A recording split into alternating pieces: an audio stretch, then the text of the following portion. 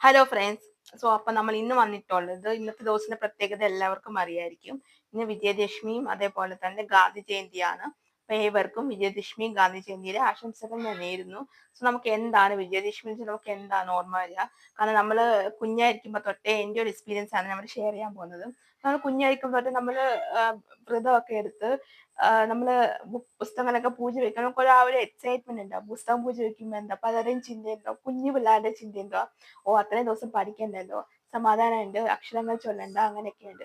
പക്ഷെ നമ്മളെല്ലാവരും അങ്ങനെ ചിന്തിച്ചുകൊണ്ടായിരിക്കും നമ്മൾ പുസ്തകം പൂജ വെക്കുമ്പോൾ നമുക്ക് ഭയങ്കര എക്സൈറ്റ്മെന്റും ഒക്കെ ആയിരിക്കും. കാരണം മൂന്ന് ദിവസം ഫുൾ ഫ്രീഡം ആയിരിക്കും. നമുക്ക് എന്താ ടി വി കാണാം, നമുക്ക് കളിക്കാൻ പോവാം, ഭയങ്കര നമുക്ക് നമ്മുടെ ഇഷ്ടം എന്താന്ന് വെച്ചാൽ നമുക്ക് അത് ചെയ്യാം. അല്ലെങ്കിൽ എപ്പോഴും വീട്ടുകാരായാലും ശരി, പേരൻസ് ആയാലും എപ്പോഴും പഠിക്കുക എന്ന് പറഞ്ഞുകൊണ്ടിരിക്കുക. അപ്പൊ ആ ഒരു ടോർച്ചർ ഇല്ലാതെ, ആ ഒരു ടെൻഷൻ ഇല്ലാതെ എല്ലാവർക്കും സമാധാനത്തോടെ ഇരിക്കാൻ പറ്റുന്ന ഒരു 3 ദിവസമാണ് കഴിഞ്ഞു പോയത്. അപ്പൊ ഇന്ന് നമ്മൾ പുസ്തകം ഒരു ഓർമ്മയാണ് എനിക്കും വരുന്നത്. പക്ഷെ എനിക്കും അങ്ങനെയൊക്കെ ഒരു എക്സ്പീരിയൻസ് ആണ് ഉണ്ടായിട്ടുള്ളത്.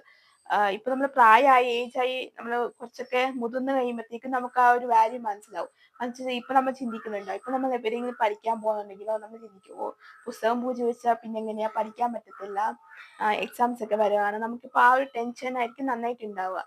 അപ്പൊ ചെറുപ്പത്തിൽ നമുക്കത് തോന്നത്തില്ല, നമുക്ക് എക്സാം ആണ് എന്തോ സീരിയസ്നെസ് ഉണ്ടെന്ന് നമുക്ക് മനസ്സിലാവത്തില്ല.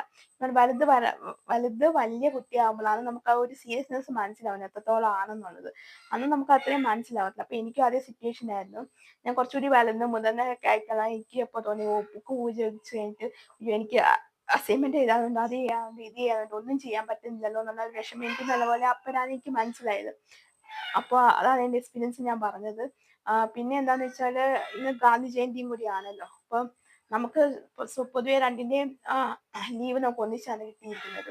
ഓക്കെ, എല്ലാം ഒരു ദിവസമാണ് വന്നത്. അപ്പം ഗാന്ധി ജയന്തി ആകുമ്പോൾ സ്വാഭാവികമായിട്ട് നമ്മൾ സ്കൂളിലൊക്കെ പോയി പരിസരം ഇതൊക്കെ വൃത്തിയാക്കാം. അപ്പൊ നമ്മൾ എന്തായാലും ഇന്ന് ഗാന്ധി ജയന്തി ആയിക്കൊണ്ട് നമ്മൾ എല്ലാവരും ഓർക്കാറുണ്ട്, ആ മഹാനെ നമ്മൾ ഓർക്കാറുണ്ട്. അതേപോലെ തന്നെ വന്ദിക്കാറുമുണ്ട്. നമ്മൾ ഗാന്ധി ജയന്തി ആയതുകൊണ്ട് നമ്മൾ വന്ദിക്കാറുണ്ട്.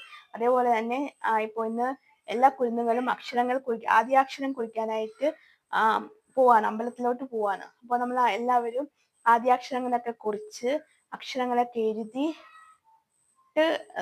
അക്ഷരങ്ങളൊക്കെ എഴുതി നല്ല രീതിയിൽ മുന്നോട്ട് പോട്ടെ എന്ന് ഞാൻ ആഗ്രഹിക്കുന്നുണ്ട്. അതേപോലെ തന്നെ പ്രാർത്ഥിക്കുന്നുണ്ട്. പിന്നെ അതേപോലെ തന്നെ ഇന്ന് ഡാൻസും പഠിക്കുന്ന നല്ലൊരു ദിവസമാണ്, തുറക്കം കുറിക്കുക. അപ്പൊ കുറെ കുരുന്നുകൾ ഇങ്ങനെ ഡാൻസിനും തുറക്കം കുറിക്കാനായിട്ട് കുറെ പേര് ഇങ്ങനെ നിൽക്കുന്നുണ്ട്. അപ്പൊ എല്ലാവർക്കും നല്ലതുപോലെ ഞാൻ ആശംസിക്കുന്നു. നല്ല വിജയകരമായി ഭാവിയിൽ നല്ല ഒരു ഉയർന്ന ഒരു നിലയിലെത്തട്ടെ എന്ന് ഞാൻ ആഗ്രഹിക്കുന്നു. ഓക്കെ, ആരൊക്കെയാണ് അക്ഷരങ്ങൾ കുറിക്കാൻ നല്ല കുഞ്ഞുങ്ങള്, അവർക്ക് എല്ലാവർക്കും എൻ്റെ നല്ലതുപോലെ ഞാൻ ആശംസിക്കുകയാണ്. ഓക്കെ, എല്ലാം നന്നായിട്ട് വരട്ടെ എന്ന് ഞാൻ ആഗ്രഹിച്ച് പ്രാർത്ഥിക്കുന്നുണ്ട്. അപ്പം എല്ലാവർക്കും ഒരിക്കൽ കൂടി ഞാൻ പറയാനും ഏവർക്കും എൻ്റെ ഹൃദയം നിറഞ്ഞ വിജയദശമിയും അതേപോലെ തന്നെ ഗാന്ധി ജയന്തിയുടെ ആശംസകൾ നേരാണ്. ഓക്കെ, അപ്പൊ അത്രയേ ഉള്ളൂ. അപ്പൊ എല്ലാവർക്കും അടുത്തൊരു വീഡിയോ ആയിട്ട് കാണാം. അതുവരേക്കും സി യു.